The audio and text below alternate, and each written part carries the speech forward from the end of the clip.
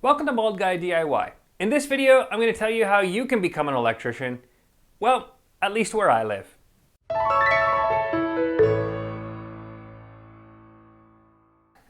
A job in the skilled trades, or specifically in the electrical trade, is going to have similarities no matter where you are in the world. But each country, and even each state or province within the country, often does things a little bit different. In this video, I'm going to share with you what it takes to become an electrician in Alberta, Canada.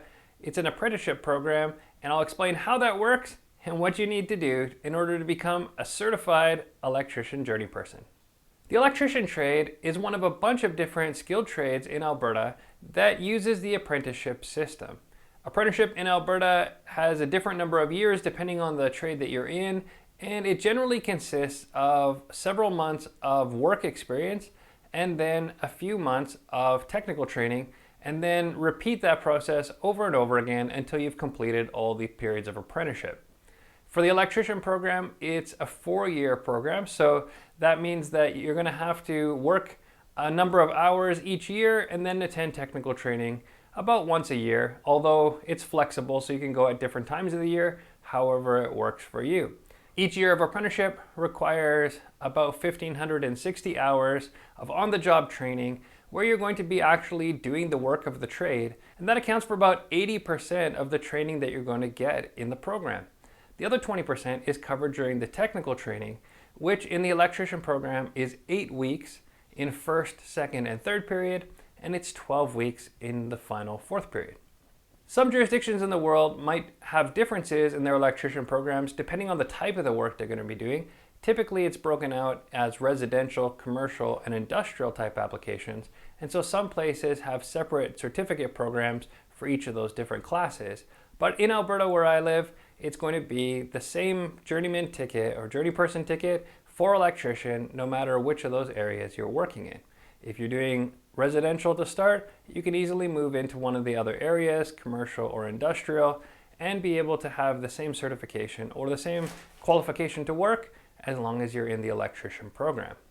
Actually getting started in an apprenticeship and working your first job, getting registered or indentured as an apprentice, is sometimes one of the most challenging parts because it's sort of a catch-22.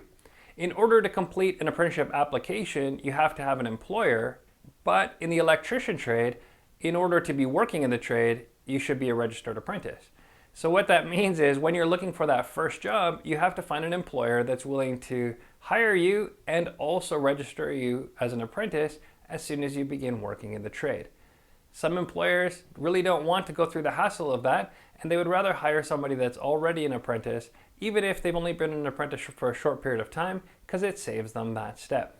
When I have people ask me about getting that first job, I just say, be perseverant, put out a lot of resumes, try to talk to the person that does the hiring, don't just email it in or submit it online, and really try to make an impression that you're going to work hard and do your very best and be as quick a learner as you can.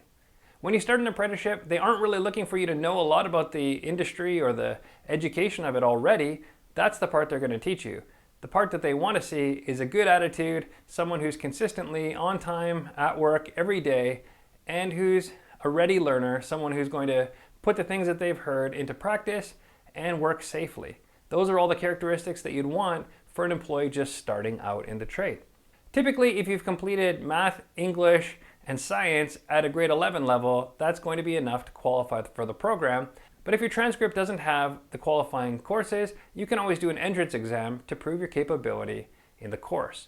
The educational requirements of the electrician program are a little higher than they are in most other trades, and that's because there's a lot of math and a lot of theory that requires good reading comprehension with the electrical code, an ability to break down larger problems and equations into smaller parts, transposing equations, trigonometry, a bunch of different things that you need. And yes, they will give you some help in learning those things, but having a good solid foundation in them already is really going to help when it comes to technical training. Each period of technical training has a different kind of theme or scope to it.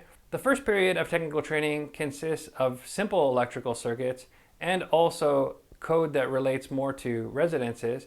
And then the second period is alternating current circuits because there's a bunch more calculations that are necessary there, and a focus on more code Every year, you're going to have a theory component of electrical theory, some lab time, and also a big chunk that's electrical code, maybe a quarter to a third of the whole course. Third year, you get into three-phase power, and in the fourth year technical training, you get into a lot of the other things, some things in electronics, using motor controllers, and all sorts of things that don't really fit neatly into those other years.